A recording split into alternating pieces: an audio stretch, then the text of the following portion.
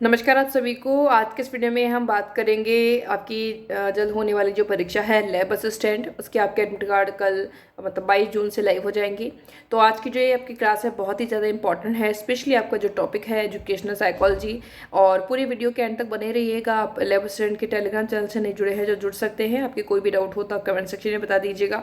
ये जो आपका पहला पेपर है इसमें आपको ज़रूर ध्यान रखना है कि आपका जो चौथा टॉपिक है शैक्षणिक मनोविज्ञान, उसमें आपको इन चीज़ों को ज़रूर ध्यान रखना है। अपनी लास्ट मिनट की तैयारी में उसको ज़रूर इंक्लूड कर लेना है। अगर आपने अभी तक में नहीं पढ़ा है तो अभी भी आप इस क्लास को देखेंगे तो आपके लिए काफ़ी चीज़ें जो है क्लियर हो जाएंगी और आप काफ़ी अच्छा स्कोर कर पाएंगे। आपने बेसिकली अपने राजस्थान जीके अपना कवर कर लिया होगा, करंट पढ़ लिया होगा, हो सकता है आपने थर्ड पॉइंट नहीं करा हो, लेकिन अभी चौथा जो है बिल्कुल आप समझने वाले हैं। इस वीडियो को के एंड तक आप काफ़ी चीज़ें समझ चुके होंगे। उसके बाद भी कुछ सोर्सेज मैं आपको बताऊंगी जहाँ से आप और थोड़ा पढ़ पाएंगे।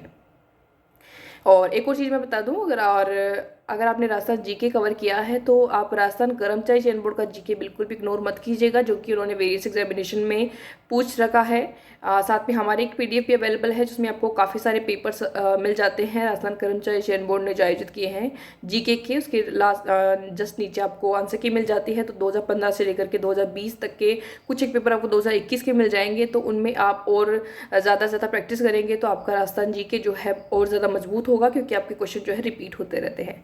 अब यहाँ पर हम बात कर लेते हैं शैक्षणिक मनोविज्ञान की, और इसको हम उन चीज़ों को देखेंगे जो कि आपके लिए बहुत महत्वपूर्ण है। बेसिक से शुरू करेंगे और आपकी क्या क्या चीज़ें पूछी जा सकती है उस पर हम बात करेंगे। ध्यान रखिए आपका जो ये जो टॉपिक है वो आपका एजुकेशन साइकोलॉजी लैब असिस्टेंट में जोड़ा गया है, और आप साथ में जो लाइब्रेरियन की भर्ती होने वाली है उसमें भी। शैक्षणिक मनोविज्ञान जो है आपका मेनली जोड़ा जाता है शिक्षा से संबंधित क्षेत्रों से, कि आपका कहीं ना कहीं इंटरेक्शन जो होने वाला है स्टूडेंट से होने वाला है। ठीक है, एक चीज़ तो ये हो गई। वैसे हम बात करें कि लैब असिस्टेंट है, लाइब्रेरियन है, वो आपके नॉन टीचिंग स्टाफ में आने वाले हैं, लेकिन आपको पता होना चाहिए कि आपकी जो पोस्टिंग जो आपकी आएगी वो ज़्यादातर आपकी स्कूल में आएगी। तो कहीं ना कहीं आपका इंटरेक्शन होगा वो स्टूडेंट के साथ होगा। तो आपका जो नॉलेज है वो इस तरह से हो कि आप जो है अपने नॉलेज को अच्छे से उसको जो है बच्चों तक पहुँचा पाएँ, उनको इस तरह से ऐसा एनवायरनमेंट अपने लैब में आप दे पाएँ कि वो सीखे। अभी जो पैटर्न चल रहा है बच्चों को सिखाने का वो एक टीचर बेस्ड नहीं है, वो आपका चाइल्ड सेंटर्ड आपकी जो है प्रणाली चल रही है। ये आपको ज़रूर ध्यान रखना है कि आपकी जो बाल केंद्रित शिक्षा दी जा रही है, कि बच्चे के अकॉर्डिंग चीज़ें होनी चाहिए, ना कि एक शिक्षक के अकॉर्डिंग होनी चाहिए। और ज़्यादातर आपका चल रहा है कि टीचर को एक फैसिलिटेट करना चाहिए। कंस्ट्रक्टिविज्म में काफ़ी चल रहा है कि बच्चा करके सीखे, और आपका जो लैब वाला वर्क है वो बच्चा खुद ही करके सीखने वाला है। ये चीज़ भी है। तो आपको क्या चीज़ें ध्यान में रखनी है, कौन से ऐसी चीज़ें हैं जो आपको रट करके जानी है, कि ये नाम तो आपको पता ही होना चाहिए कि इसका फादर ये है, इन्होंने ये वाली थ्योरी दी है। तो इस वीडियो में हम सारी चीज़ें देख लेंगे। उसके बाद आपको कुछ एक सोर्सेज मैं ऐसे प्रोवाइड करवाऊंगी जहाँ से आप एक बार और रिवाइज कर पाएंगे। साथ में पीडीएफ भी आपको अवेलेबल करा दी जाएगी। तो हम बेसिक से शुरू करते हैं एजुकेशनल साइकोलॉजी टॉपिक को। तो यहाँ पर हम बात करते हैं कि आपका जो साइकोलॉजी है, मनोविज्ञान, वो दो शब्दों से बना है, ज़रूर ध्यान रखें, ये इंपॉर्टेंट है। शुरुआत हम अच्छे से करेंगे। साइकी है, एक आपका है लोगस। साइकी का मतलब है आत्मा, सोल, और जो आपका लॉजी जो बना है आगे वाला वो आपको बना है लोगस से। ठीक है, तो इसका तो मतलब है आत्मा, मतलब सोल है। इसका मतलब है स्टडी, अध्ययन है। तो इसका जो मुख्य रूप से शुरुआती तौर पर जो देखा गया था वो था आत्मा का अध्ययन। और ये जब आपके 16वीं शताब्दी में, 16वीं जो शताब्दी थी आपकी, वहाँ से इसकी शुरुआत हुई है और ये आपकी आत्मा के अध्ययन के तौर पर निकल कर आई थी। पहली चीज़ ये क्लियर हो गई है। अब ये हमने देख लिया है साइकोलॉजी के बारे में। अब नेक्स्ट हम देखते हैं साइकोलॉजी के जो 14 क्षेत्र है, 14 यहाँ पर इसके एरिया में काम हो रहे हैं साइकोलॉजी के में। तो उसमें से एक जो आपका क्षेत्र है वो कौन सा है? एजुकेशनल साइकोलॉजी, शिक्षा मनोविज्ञान। ठीक है, अब एजुकेशनल साइकोलॉजी जो है वो आपका इसका एक भाग है, 14 क्षेत्रों में से एक क्षेत्र ये है। एक आपका प्रश्न पूछा जा सकता है कि एजुकेशनल साइकोलॉजी के जनक कौन है, फादर कौन है, वो आपको ज़रूर ध्यान रखना है। थॉर्नडाइक है। थॉर्नडाइक एक व्यवहारवादी हैं।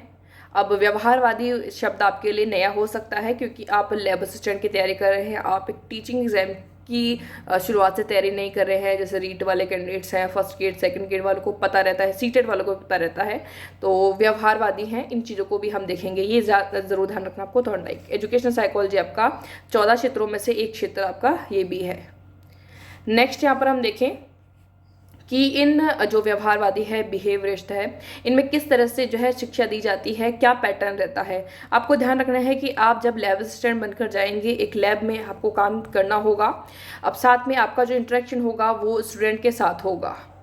स्टूडेंट्स, आपको पता है कि अभी जो प्रणाली चल रही है चाइल्ड सेंटर चल रही है, कि कहीं ना कहीं और साथ में एक और चल रही है कि बच्चा करके सीखे। लैब में वैसे भी बच्चों को खुद से ही करना है, खुद से आप उनको बताएंगे कि इस तरह से आपको चीज़ें करनी है, आप उनको फैसिलिटेट करेंगे, उनको बताएंगे, उनका मार्गदर्शन करेंगे। तो उसी को लेकर के एजुकेशनल साइकोलॉजी आपको काम आने वाली है। आपके पास नॉलेज है, लेकिन आप उसको डिलीवर कैसे करेंगे स्टूडेंट तक, इसीलिए ये आपको समझाएगी ये चीज़ें को।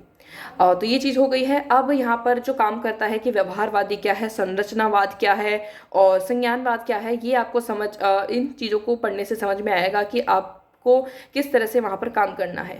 तो ये स्टूडेंट से आपका इंटरेक्शन होगा, तो आप अपनी नॉलेज को इस तरह से रख पाएंगे, बच्चों का इंटरेक्शन काफ़ी अच्छा हो, बहुत कुछ सीखें और खुद से वो जो है इनिशिएट करें कि हमें लैब में जाना है और हमें वहाँ पर इस तरह से ये काम करना है। तो ये एक अंदर से उन बच्चों में भी मोटिवेशन आएगा, वो खुद भी चाहेंगे कि हमें करना है। ऐसा कुछ आप नहीं करने वाले हैं जिससे कि बच्चे डीमोटिवेट हो, उनका आने का मन नहीं करे, वो बोर ना हो। इस तरह से आपको वहाँ का माहौल क्रिएट करना है, और माहौल क्रिएट करने के लिए आपको पता होना चाहिए कि स्टूडेंट को क्या चाहिए, किस तरह से वो सीखेंगे, कौन से माहौल में वो सीखेंगे। अब हम बात करते हैं इन स्कूल्स की। स्कूल्स इनको भी स्कूल ही बोलते हैं। व्यवहारवाद, सबसे पहले हम जानते हैं कि व्यवहारवाद क्या है। व्यवहारवाद से ही हम शुरुआत करेंगे, और भी काफ़ी चीज़ें हैं जानने को, लेकिन मोटे तौर पर हम बात कर लेते हैं। व्यवहारवाद क्या है। व्यवहारवादी ही आपके थॉर्नडाइक हैं जिन्होंने जो है जिन्होंने ईजाद किया है एजुकेशनल साइकोलॉजी को। और इन्होंने जो सिद्धांत दिए हैं, इन्होंने कहाँ कहाँ पर किन चीज़ों में काम किया है, इन चीज़ों को भी आपको ध्यान में रखना है। जैसे कि आपको पूछ लिया जाए ट्रायल एंड एरर जो थ्योरी है किसने दी है।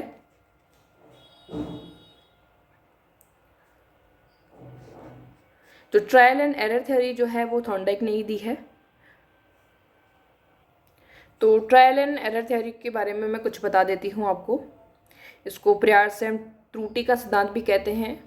तो जो थॉर्नडाइक ने एक प्रयोग किया था, ये कुछ पिंजरा था, उसमें उन्होंने बिल्ली को रखा था, वहीं पर एक कोई बटन था, उसके बाहर वो जो है एक भूखी बिल्ली थी, वो बाहर वो मछली ला के रखते हैं, और वो अगर वो बटन जो है बिल्ली दबा देगी तो वो क्या है कि उसका जो पिंजरा बंद था वो खुल जाएगा और वो मछली को खा लेगी। इस तरह से था। तो बिल्ली ने जो है पहली बार में काफ़ी ज़्यादा उछल कूद की, तो अचानक से वो है बटन पर उसका पैर लग गया और वो खुल गया, तो उसने मछली खा ली। धीरे धीरे वो नेक्स्ट डे उसने थोड़े कम प्रयास किए। पहले दिन उसने काफ़ी ज़्यादा उछल कूद की, दूसरे दिन उसने कम किए, तब तक कि वो बटन दब गया, वो पिंजरा खुल गया, और दूसरे दिन में उसने जो है मछली खा ली।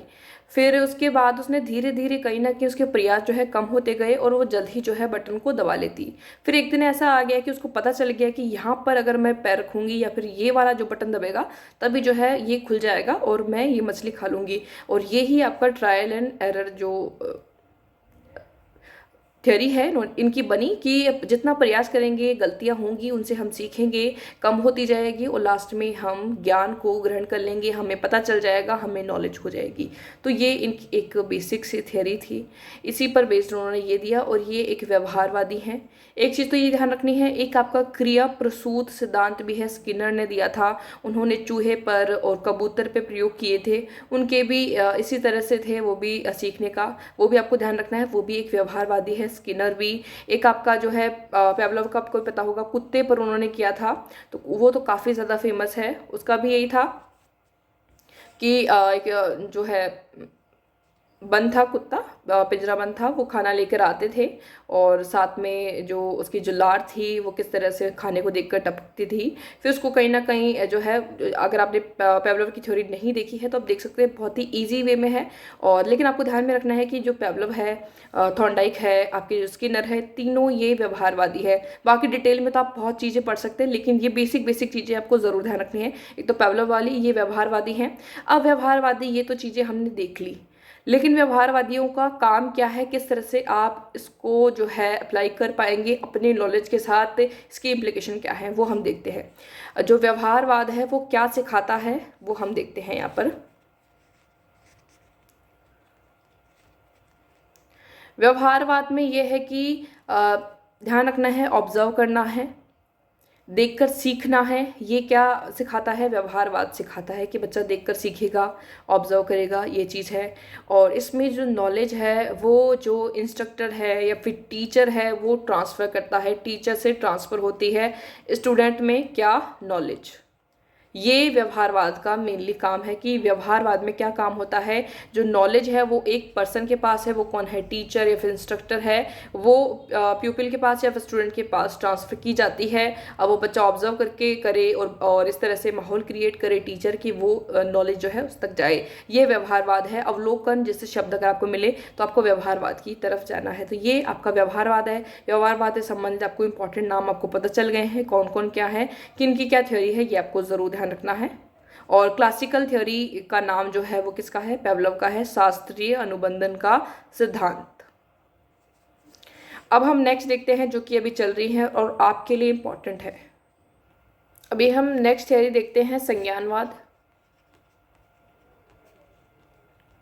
कॉग्निशन से संबंधित है, कॉग्निटिविज्म। तो संज्ञानवाद है। अब संज्ञानवाद में क्या है, ध्यान रखना है, संज्ञानवाद में आपको पांच चीज़ों के बारे में, 5 इंद्रियां होती है, उससे आपको ज्ञान ग्रहण होगा। किस तरह का, कौन सा ज्ञान ग्रहण होगा, तो 5 इंद्रियां आपको ज़रूर ध्यान रखनी है जो कि आपको ज्ञान देती हैं या फिर आपको कुछ चीज़ें सीखने को मिलती है। तो वो कौन सी है, एक आपकी आँख है, कान है, और एक आपकी त्वचा है, हाथ है, और एक आपकी नाक भी है। तो इसे क्या, आंखों से आप देखते हैं, चीज़ आपको दिखती है, पता चलता है। कानों से आप सुनाई देता है, स्किन पर जैसे कि आपके गूज़बम्प हो जाते हैं। और आपके जो हाथ है, हाथों से भी आपको जो है कहीं जो इंद्रियां आपकी जो है, इनसे आपको कौन सा एक संज्ञान मिलता है, और वो चीज़ों से आपको जो है एक ज्ञान को बना पाते हैं। ये आपकी इंपॉर्टेंट चीज़ें इसमें दी गई है, ये आपकी बेसिक है। अब नेक्स्ट हम बात करते हैं कि कौन कौन से संज्ञानवादी हैं, इन्होंने आगे चल के क्या क्या काम किया है। अब संज्ञानवादी में आप जानेंगे कि जिन्होंने ज्ञान को लेकर के क्या चीज़ें बनाई है। एक आपके हैं पियाजे, जो संज्ञानवादी होने के साथ साथ ये आपके एक संरचनावादी भी है, कंस्ट्रक्टिविज्म भी है कि बच्चा करके सीखेगा। कंस्ट्रक्शन का भी आप ध्यान रख सकते हैं कि कंस्ट्रक्शन क्या है, बनाना किसी चीज़ को, कोई जैसे कि हम बोलते हैं कि यहाँ पर कंस्ट्रक्शन चल रहा है, मतलब कोई घर बन रहा है, कोई शॉप बन रही है, कोई मॉल बन रहा है, वहाँ पर निर्माण हो रहा है, कि मतलब ये निर्माण करने पर विश्वास रखते हैं। एक आपको वाइगोत्स्की जो है उनका भी ध्यान रखना है, वो भी एक संज्ञानवादी है, वो भी एक कहीं ना कहीं जो है संरचनावादी है।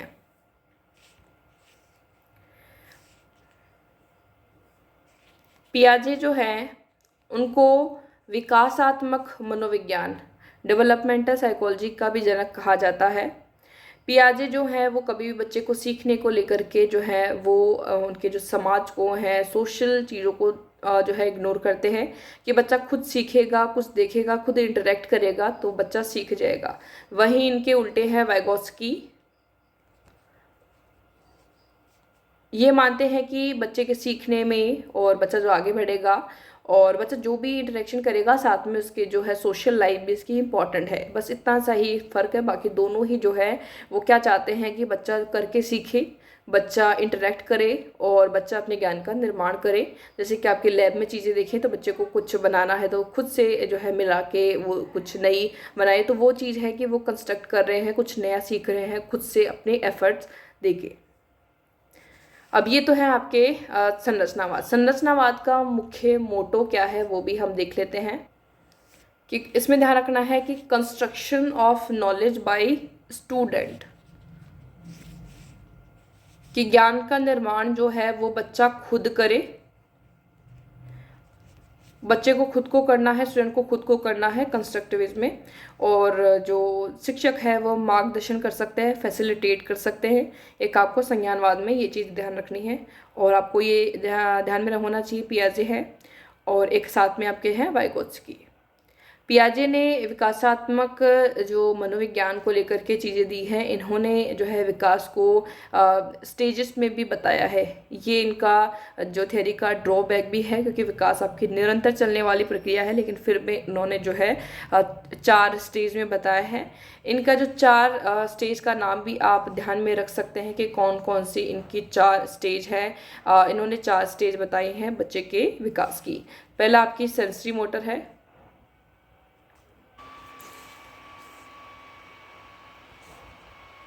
तो सेंसरी मोटर है कि बच्चा जो है सेंसस से सीखता है। सेंसस का मतलब है इंद्रियां, इंद्रियों से सीखता है। 5 इंद्रियां आपको पता है, अभी मैंने बताई, उनसे सीखता है बच्चा, कि उनसे ही अब उसको जो है ज्ञान या फिर दिशा मिलती है, या फिर कहीं ना कहीं एक डायरेक्शन मिलती है।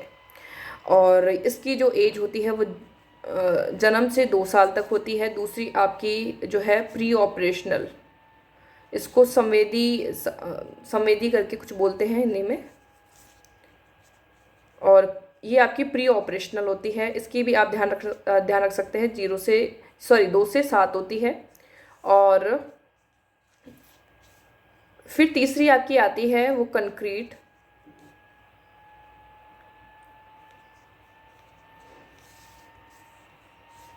और इसमें जो है प्री ऑपरेशनल में बच्चा जो है सिंबल से सीखता है। ये आपकी 2 से 7 साल, ये आपको एज ज़रूर ध्यान रखनी है। कंक्रीट में चीज़ें जो है बच्चा सीखता है, लेकिन चौथी और बता दूँ, उससे आप और अच्छे से सीख पाएंगे।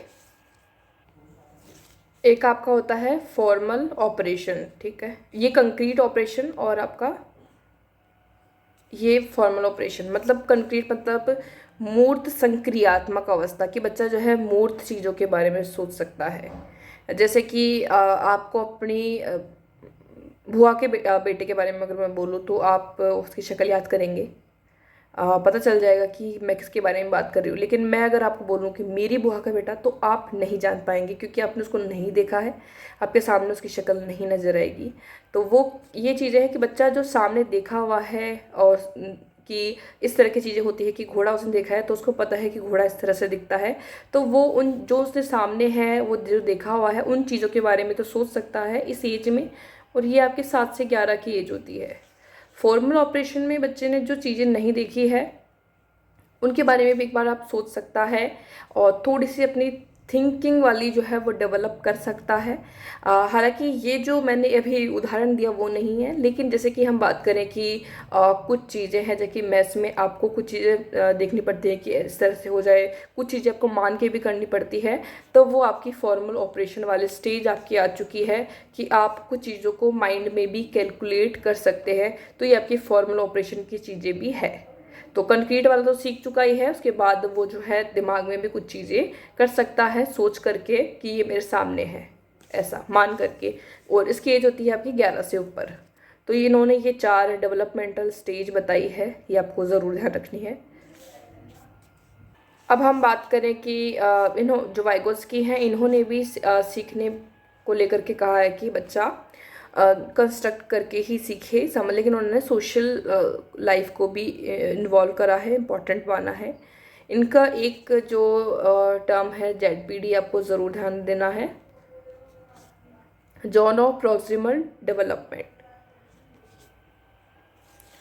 तो आपको ZPD और स्कैफोल्डिंग ज़रूर देखनी है। इसको मदद भी कह सकते हैं, और ZPD से मतलब है कि एक ऐसा क्षेत्र जहाँ पर बच्चा एक तो खुद से चीज़ें कर सकता है, एक ऐसा क्षेत्र जहाँ पर अगर हम थोड़ी सी मदद कर दें, थोड़ी सी स्कैफोल्डिंग उसकी हो जाए, तो वो और अच्छा कर सकता है। तो वो एक तो जो मदद की जा रही है बच्चे की, वो क्या हो जाएगी, स्कैफोल्डिंग, कि बच्चे को ये बताया गया है इस तरह से वो काम कर लेगा। और जो ये क्षेत्र है जहाँ पर वो मदद से कर पाया है, वो ZPD कहलाएगा। ये आपको ज़रूर ध्यान रखना है। ZPD की फुल फॉर्म आप ध्यान रख सकते हैं, जॉन ऑफ प्रॉक्सिमल डेवलपमेंट। और ये आपके वाइगोत्स्की की, तो ये आप ज़रूर ध्यान रखें। स्कैफोल्डिंग किसे कहेंगे, कि मदद को कहेंगे, जिससे कि बच्चा और सीख पाएगा मदद के तौर पर। और इसको अगर हिंदी में बात करें तो ढांचा निर्माण भी कहते हैं, और ये एक तरह की गाइडेंस होती है। एक और हम देखते हैं स्कूल गेस्टाल्ट।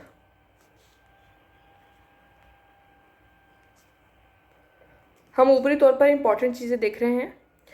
तो गेस्टाल्ट वर्क जो है, इसमें क्या चीज़ें हैं, इसमें कोई भी समस्या है उसके टुकड़ों में तोड़कर नहीं देखा जाता है, उसको एज ए पूरी तरीके से क्या क्या चीज़ें उससे जुड़ी हुई सब चीज़ों को देखा जाता है। जैसे किसी भी इंसान का अगर हम अलग से नाक दिखाएंगे, उसके होंठ दिखाएंगे, आंखें दिखाएंगे, तो हम नहीं समझ पाएंगे कि उसका चेहरा किस तरह से होगा। अगर हम पूरा उसका चेहरा दिखा देंगे तो वो समझ जाएगा कि इसकी शक्ल इस तरह से है। नेक्स्ट टाइम जब वो उसको देखेगा तो समझ जाएगा कि ये इंसान वही है।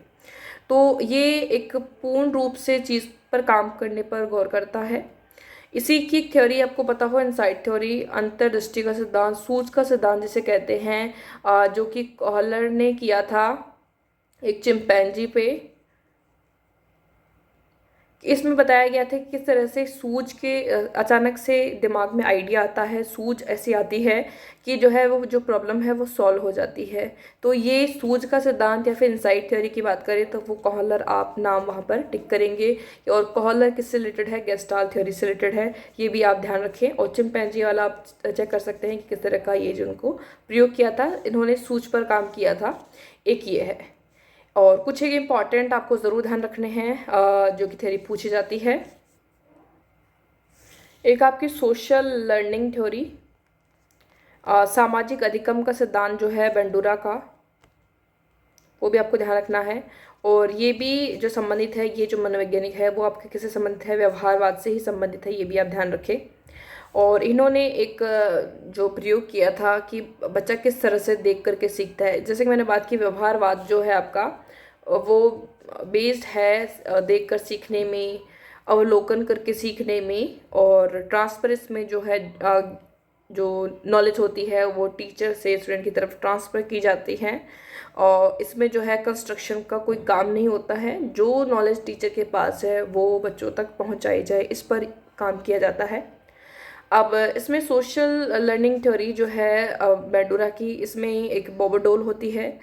तो बच्चों को बुलाया जाता है एक हॉल में। तो पहली बार जो है डॉल को अच्छे से रखा जाता है, बहुत ही पैम्पर किया जाता है, नहलाया जाता है उसको, काफ़ी जैसे कि डॉल से खेलते हैं उस तरह से। तो बच्चे सीखते हैं, तो कि जब भी फिर वो बाहर जाके उस डॉल के साथ वैसा ही बिहेव करते हैं।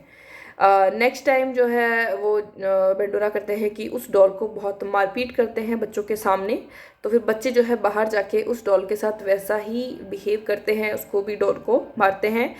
तो ये चीज़ है कि ये बताना चाहते हैं कि जो हम देखते हैं वही सीखते हैं, हम कॉपी जो करते हैं और हम कॉपी करके सीखते हैं, नकल करके सीखते हैं, इस तरह से कि क्या किया जा रहा है उसी तरह से हम बिहेव करना शुरू कर देते हैं। तो ये सोशल लर्निंग थ्योरी भी आप ध्यान रखना, और ये भी आपकी व्यवहारवादियों से संबंधित है। तो यहाँ पर मैंने मोटे तौर पर जो जो आपके स्कूल्स हैं उनमें जो चीज़ें हैं वो मैंने यहाँ पर बता दी है। इसके अलावा मैं एक बुक का सोर्स भी आपको दूंगी जिसको आप ज़रूर पढ़ें। ई ज्ञान कोर्स जो है उसमें एक एजुकेशनल साइकोलॉजी की बुक है। हालांकि वो आपकी इंग्लिश में आएगी, लेकिन कुछ चीज़ों को आपको ज़रूर देख के जाना है, और हो सकेगा तो मैं उनकी PDF डाउनलोड करके आपको मार्क करके शेयर कर दूँगी। तो वो जो बुक है वो एजुकेशनल साइकोलॉजी की है, उसको भी आप देख कर जाए।